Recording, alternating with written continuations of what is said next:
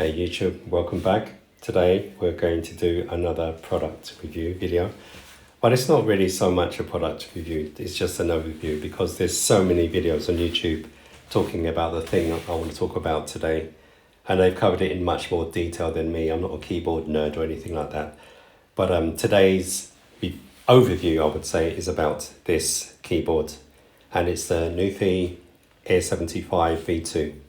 I wanted to get this a long time ago. In fact, before they came out with the V2, I was thinking of getting the V1, and I really liked the look of it. And I was kind of going to pull the trigger, and then I kind of didn't because I thought it was a little bit pricey.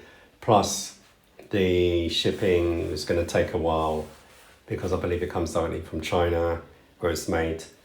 And I was umming and ahhing between this one and the Logitech mechanical keyboard, low profile mechanical keyboard, and plus the Logitech, what's the other one that they have? MX keys, the mini one. It was kind of between those three, and then I was looking at the Keychrons as well, and I was umming and ahhing between those kind of four brands, yeah? Or three brands and four different types of keyboards. And in the end, I kind of decided to go for Nuphy, and as I was deciding to go for it, they came up with the V2. So that shows you how long I've been dilly-dallying around looking for a keyboard. And I kept, I don't know, every time, sometimes when I'm looking for something to buy, like a bit of tech or something like that, I go to pull it's very rare that I would just pull the trigger instantly.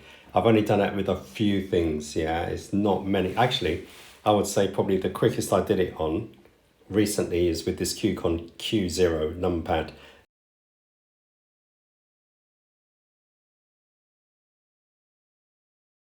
Literally, I realised I wanted to have a number pad in my studio layout on this side of my room, and started researching it, and I think within a few hours, probably 1 or 2 hours, I had bought that. So anyway, beside the point. But what I'm trying to say is normally I really divulge a lot of time into checking if something's going to be right for me, try to get the best quality for the money and things like that, yeah? So it took a long time, and I was so close to buying an MX keys. I just thought, you know what, it's 80 euros, like $80 or something. And I was in a shop and had my hands on it. I thought, yeah, this feels okay, maybe I should go for that. And then I thought, no, come on, go for the Nuphy. You know you like it, you like the colours and everything like that. Go for the V2 because it's much more improved over the one I was going to initially buy. So I just pulled the trigger. I thought, you know what, let's do it. Especially as I bought my numpad before, so I was even more geared up to getting a smaller form factor, 75% keyboard. So I did it. So, as I said, there's many videos on YouTube about this, so I'm not going to go into detail. But the reason why I'm going over it is because I didn't think it would fit on my keyboard so perfectly. So this is a Studio Logic SL73, 73 key MIDI controller. Okay, it's got this screen on the top that I never use. I just use it to let me know if it's switched on or not. And I did the measurements on this keyboard to see if it would fit, and I thought, yeah, it's going to be okay. But what I really like about it is that you have two levels on the feet, okay? Now, I'm only doing the smaller one, this smaller level here, because you can do two different levels, two different height levels, yeah? And I thought I would end up just putting this keyboard here, flat, and I thought that would be the case for whether it's the Keychron or the Logitech MX keys or the mechanical one. I knew it was going to go there, yeah? And I didn't ever think I would use any of the feet on any of them if they had them. And this one is really good because this first level of feet, it fits perfectly on my keyboard. So I get just a nicer angle than if it's lying flat. And it fits really nice. It doesn't move, it's solid, and it's actually flush. I can have it flush with the keyboard so it doesn't get in the way if I was playing. And I think that's fantastic. I really like it.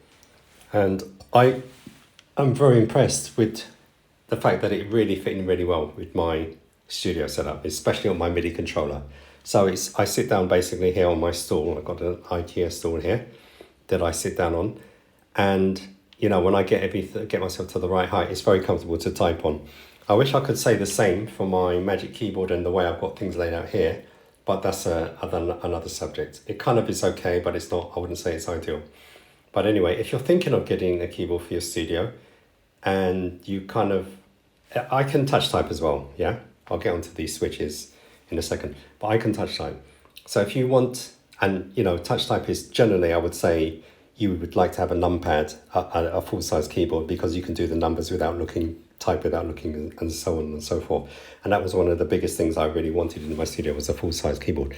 But because I was going to get one, but that's before I got the Push 3, because the keyboard is actually going to go on this glass shelf here. But after getting the Push 3, I had to rethink things. And that's when I realized, no, I'm going to have to get a 75% keyboard. Absolute minimum I'm going to go down to. I'm not going to go any lower, like 60% or 65 or anything like that. So this fits perfectly, but I knew I would miss the numpad. And that's when a few weeks ago I had the idea, hold on, just get a separate numpad and put it somewhere. It's better than, you know, not having one. So that's when I got the Q0 from Keychron and geared me towards getting this. And I didn't know it would fit so perfectly, but it does. Especially being able to flip up the feet and get that nice angle. So very quick overview, very, very, very quick one.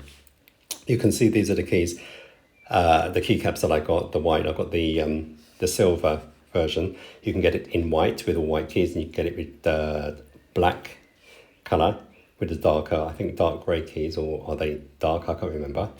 But this top frame here is actually aluminium, surprisingly. I thought it would be plastic. But underneath you have, let me switch it off actually, I've actually got it on. You have this rubberized grip here, a rubberized grip here, and then you've got the 2 levels of feet, as I said before. You've got this kind of metal plate, which I haven't taken the protective cover off yet, and then you've got this see-through plastic part, which lets you see the PCB board underneath. Here you've got your settings here to put it to off, wired wireless, and you can switch it between a Mac and of course a Windows-based machine. That's how you charge it. You've got the LEDs on both sides that give you indication of whether you've got the caps lock and different LED light settings and speeds you can change. You can check your battery level on this side as well.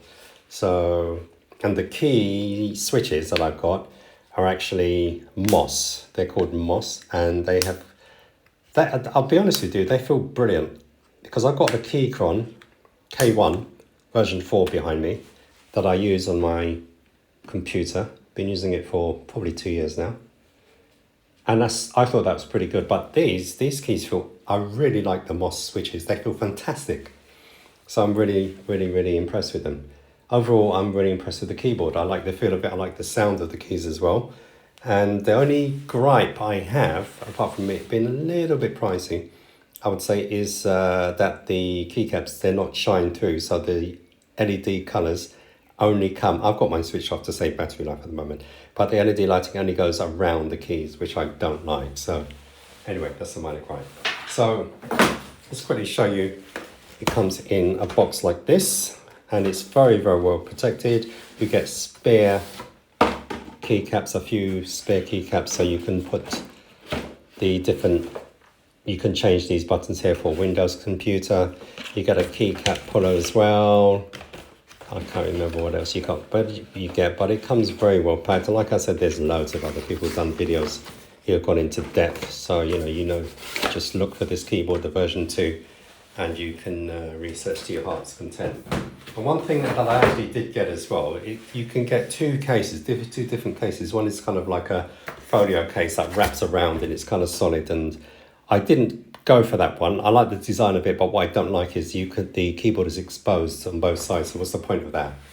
Completely useless, I think. Not really good for traveling.